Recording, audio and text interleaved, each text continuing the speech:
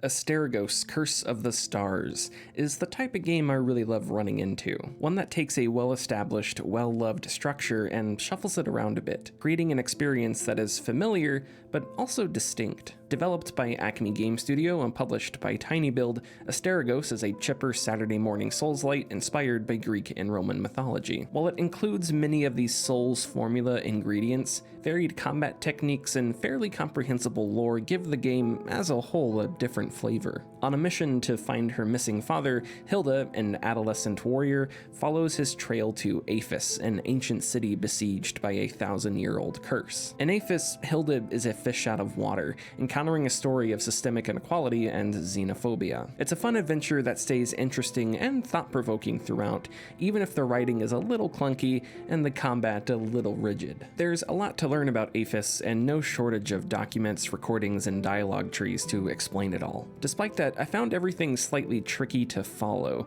Aside from the curse, Aphis has other ongoing crises, characters are referred to by different names, and you might have to be willing to sit through lots of dialogue and read some lengthy documents in order to gain a better understanding of everything. Across both main and side quests, there are choices you'll have to make, though it's tough to tell exactly what you're able to change and how much of an effect your choices even have. Some appear to just be a choice between a few different dialogue options. Asterigos does have multiple endings, which fans have diligently been piecing together, but if you want your actions to be informed and based on knowledge of the story and world, you'll have to spend some time talking to lots of characters and scanning lots of documents. In comparison to other Souls-like titles, Asterigos is a relatively easier experience. You've still got your bonfires, called conduits, and souls, called stardust, but also 3 difficulty options, enemies that unambiguously telegraph attacks, and fairly wide dodge windows against those attacks. Generally speaking, mistakes in Asterigos are usually punished with less enthusiasm. When Hilda is defeated, rather than losing all your stardust,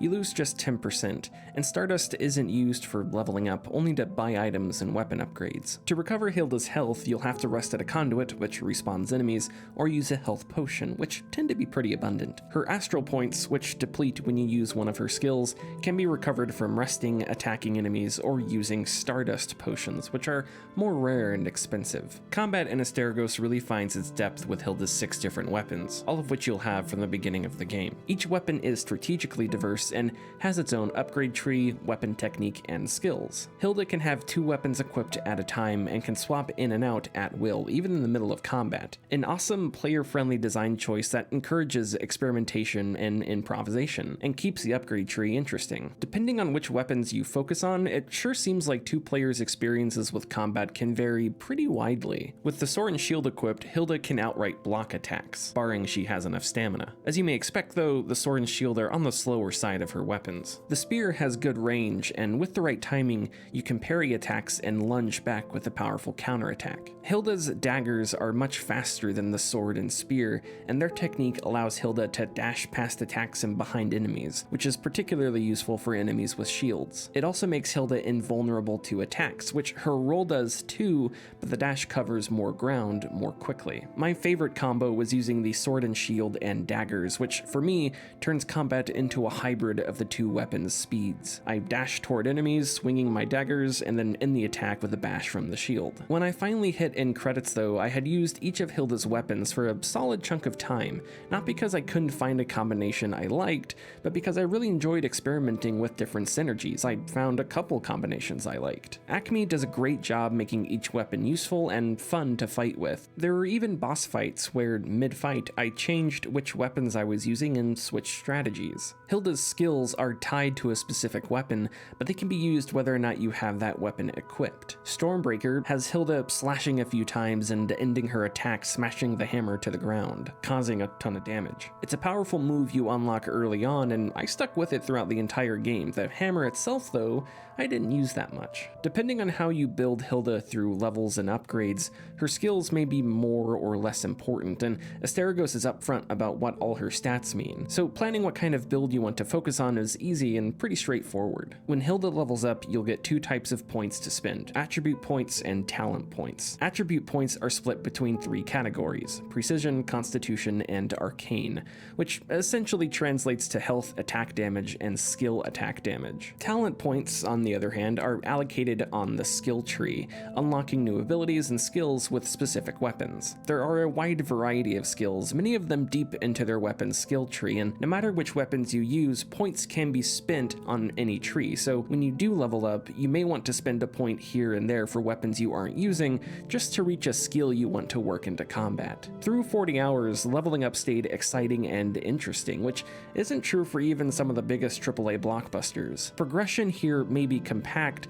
but it's also efficient and leaves ample room for multiple playthroughs. Now, combat itself is a little stiff. I enjoyed it, but I can definitely understand complaints about imprecise attacks and weird controls. There's currently no way to rebind the mouse and keyboard, and when you lock onto an enemy, the camera won't pan up or downward to follow them, which is especially awkward when fighting enemies that fly. This was an annoying problem that didn't detract from my experience too much, but I also played with a controller, which, when seeing the key bindings, might be the better designed control scheme. For me, what really makes combat somewhat tricky to discuss is Asterigos' difficulty. I played on Adventure, the medium difficulty setting, and found it both a lot of fun and an appropriate, fulfilling challenge. Weapon upgrades stayed important, I had to be careful not to overuse Hilda's health potions, and bosses took me a couple tries to figure out. It wasn't Bloodborne brutal, but combat still required some reflex and skill. How Challenge, the higher difficulty setting, changes things, I'm not entirely sure. I did play a little bit with the difficulty up, and combat was definitely more punishing. What effects I could have on the game in the long run, though, I'm not in a position to say. As an example, you can find potions laying around levels, but when you pick them up, they don't respawn. The only other way to restock on potions is to buy them with Stardust. So if you put 20 hours into Asterigos on Challenge,